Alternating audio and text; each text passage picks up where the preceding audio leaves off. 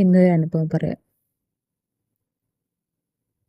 ഞാനൊരു ജോലി ചെയ്യുന്ന ആളാണ്. ഒരുപാട് സ്ത്രീകളുടെ സ്വപ്നമാണ് ഒരു ജോലി ചെയ്യാന്നുള്ളത്.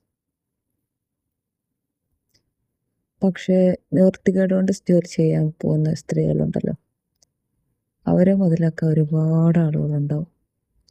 കാരണം അവർ നിവൃത്തികേട് കൊണ്ടാണല്ലോ വരുന്നത്. സോ എന്ത് ചെയ്താലും അവർ തിരിച്ചു പോകില്ല. ഒരുവിധം നമ്മൾ നമ്മുടെ അവസ്ഥ ജോലി സ്ഥലങ്ങളിൽ പറയാതിരിക്കുന്നതാണ് നല്ലത്. പ്രത്യേകിച്ച് സിംഗിൾ മദേഴ്സ്, വിഡോ ലേഡീസ് അങ്ങനെയുള്ളവർ. കാരണം അവർക്ക് ചോദിക്കാനും പറയാൻ ആരില്ല എന്നുള്ളൊരു ചിന്ത അവർക്ക്, നമ്മുടെ കൂടെ വർക്ക് ചെയ്യുന്നവർക്ക് അല്ലെങ്കിൽ മാനേജ്മെൻറ്റിന് കുറച്ച് കൂടുതലായിട്ട് ചിന്ത വരും. അപ്പോൾ നമ്മളോട് പെരുമാറുന്ന രീതിയും ആ തരത്തിലായിരിക്കും. സഹതാപം കിട്ടുന്നൊക്കെ തോന്നും, പക്ഷെ അതല്ല കാര്യം. നമുക്ക് ചോദിക്കാനില്ലാത്തത് കൊണ്ട് അവർ നമ്മളോട് സംസാരിക്കുന്ന രീതി ഒരു മോശമായിട്ടൊന്നുമല്ല, റൂഡായിട്ടായിരിക്കും. അവരെന്ത് പറയുന്നതും അവരെല്ലാ ഇമോഷൻസിനും കൺട്രോളില്ലാതെ ആയിരിക്കും നമ്മളോട് സംസാരിക്കുന്നത്. ദേഷ്യം വന്നാൽ അതേ ദേഷ്യത്തോടെ നമ്മളോട് അവർ സംസാരിക്കും. ബാക്കിയുള്ള സ്റ്റാഫുകളോട് സംസാരിക്കുന്ന രീതിയായിരിക്കില്ല നമ്മളോട്.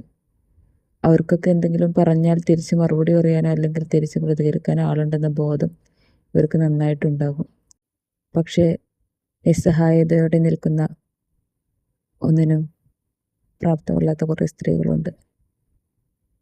അവരെ ഇത്ര ആളുകൾ നന്നായിട്ട് തന്നെ ചൂഷണം ചെയ്യും എന്ന് ഞാനൊരു അനുഭവം പറഞ്ഞതാണിത്.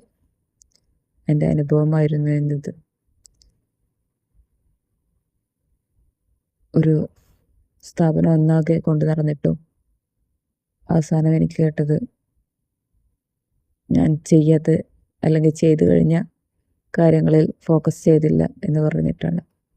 കഴിഞ്ഞ വർഷം ചെയ്ത അതേ കാര്യം ഈ വർഷം ചെയ്യാൻ പറയുമ്പോൾ അതൊക്കെ എൻ്റെ കടമയാണെന്ന് കരുതിയിരിക്കുകയാണോ എന്ന് പറഞ്ഞ് നമ്മളൊന്നും ചെയ്യാത്ത പോലെ ആക്കിയിട്ടുള്ളൊരു സംസാരമാണ് എനിക്ക് കേൾക്കേണ്ടി വന്നത്. കാണുന്നവർക്ക് ഞാൻ സ്വന്തമായി ഏൺ ചെയ്യുന്ന ഒരാളാണ്. ഇഷ്ടമുള്ള ഭക്ഷണം കഴിക്കാൻ ആരോടും സമ്മതം ചോദിക്കണ്ട, ഡ്രസ്സ് എടുക്കാൻ സമ്മതം ചോദിക്കണ്ട, കയ്യിൽ പൈസയുണ്ട്, ആരെങ്കിലും കടം ചോദിച്ചാൽ കൊടുക്കാനുണ്ട്. എല്ലാം നോക്കുമ്പോൾ പുറമേ നല്ല ഭംഗിയുള്ളതാണ്. പക്ഷേ ആ 1 രൂപ ഞാൻ ഉണ്ടാക്കുന്നത് എൻ്റെ എത്രയോ ദിവസത്തെ സമാധാനം കളഞ്ഞിട്ടാണ്. ഒന്നും മിണ്ടാണ്ട് അടുക്കളയിൽ എന്തെങ്കിലും വെച്ച് കഴിച്ച് സമാധാനത്തോടെ ഇരിക്കേണ്ട ഞാൻ കണ്ടവരുടെ വായിലുള്ളത് മൊത്തം കേട്ടാണ് കാശ് വാങ്ങിക്കുന്നത്. ഞാൻ വാങ്ങിക്കുന്ന ശമ്പളം ഞാൻ ചെയ്ത ജോലിക്കുള്ളതും കൂടി മാത്രമല്ല, എനിക്ക് കേൾക്കുന്ന ചീത്ത വാക്കുകൾക്കുള്ള ഇൻവെസ്റ്റ് കൂടിയാണ്. ഇനിയും കേൾക്കാനുള്ള മോട്ടിവേഷനാണ്. അപ്പോൾ ജോലിക്ക് പോകണം എന്ന് ആഗ്രഹിച്ചിരിക്കുന്ന സ്ത്രീകളോട് പോണ്ട എന്നല്ല, പക്ഷേ ഇങ്ങനൊരു വശങ്ങളും ജോലിയുടെ പിറകിലുണ്ട്. കാണുമ്പോൾ പുറമേ നിന്ന് നോക്കുന്നവർക്കെല്ലാം it is very simple job, but ഇതുപോലൊരു നശിച്ചൊരു ജോബ് അതായിരിക്കും സീൻ.